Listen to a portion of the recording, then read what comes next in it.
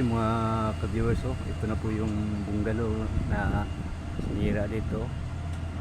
Hindi pa na layout nila.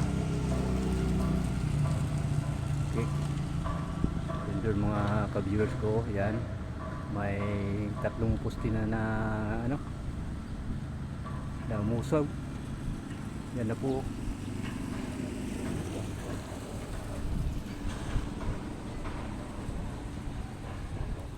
Dito mga ka-viewers, ito talaga dito sila na-concentrate mga ka-viewers ko.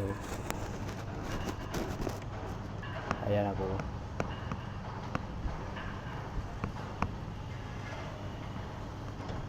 Yan, baka bukas malagyan yan ng panibagong plates, madugtungan nila. Malamang buhusan na yan.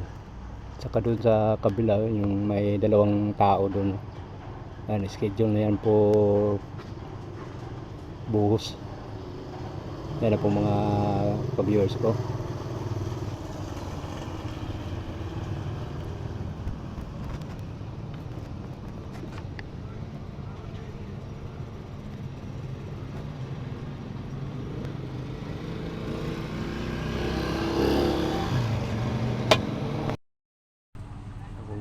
Ka-viewers ko, lipat nila yung notice of the republic.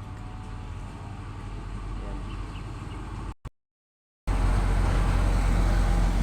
Ako mga ka-viewers ko, yan, panay ng hahal nila ng kulom kasi nabaon na nila yan doon sa dagat. Yan.